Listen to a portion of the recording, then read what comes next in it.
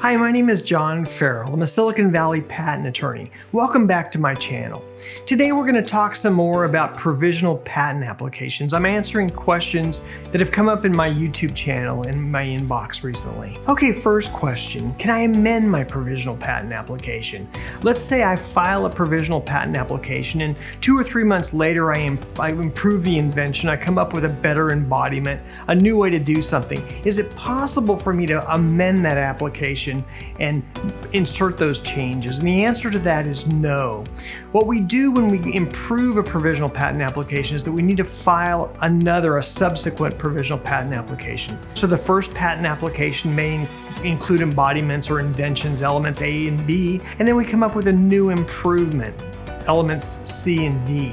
What we'll need to do is file a new provisional patent application. Now we can include the information from the first application, or we can just file an application including those improvements. And when we go to convert the application, that is 12 months after the filing of the first provisional application, we can include and reference each of the subsequent provisional applications as well. And of course, the priority dates for each of the elements, each of the separate elements, are the filing dates for each of those individual provisionals. A very quick example, we have a bicycle. The bicycle has a chain, the invention being the chain to the bicycle. We filed that provisional application on February 1st, 2023. And then on April 1st, 2023, we added a new improvement. We put pedals on the bicycle to drive the chain. So we drive the pedals, we turn the chain, we propel the bicycle forward. The chain was February 1st.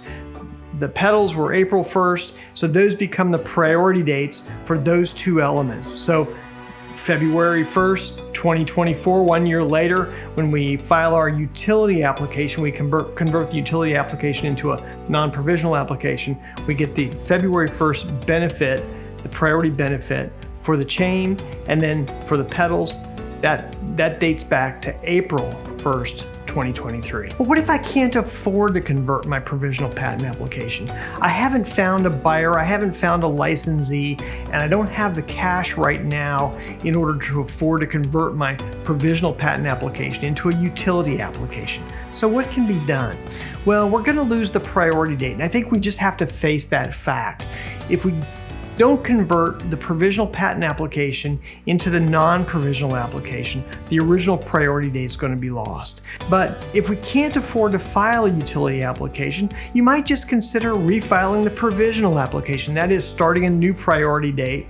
And it doesn't have to be contiguous in the same 12 months. It can be some months after. Since we're not preserving the original priority date, we can wait 14 or 15 months after the filing of the original provisional, when you feel more comfortable financially to pursue the invention.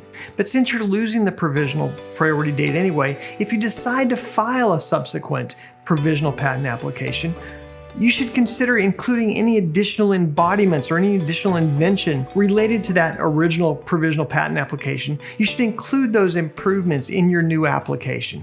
But again, you're going to lose the original priority date of that first provisional patent application. Now, when considering refiling a provisional patent application, that is, you can't take advantage of the priority date of the originally filed provisional patent application, one thing that's super important is we have to keep in mind that novelty still applies. You must file your provisional patent application within 12 months of publicly disclosing your invention. So long as you haven't publicly disclosed your invention, you can continue to file provisional patent applications, getting the date of the current filing. However, once that public disclosure takes place on your invention, you only have 12 months to file a provisional or utility patent application. Once that 12-month period runs, then you're barred from patenting your invention. One question that comes up, can I reference my utility application? Can I claim priority to more than one provisional patent application?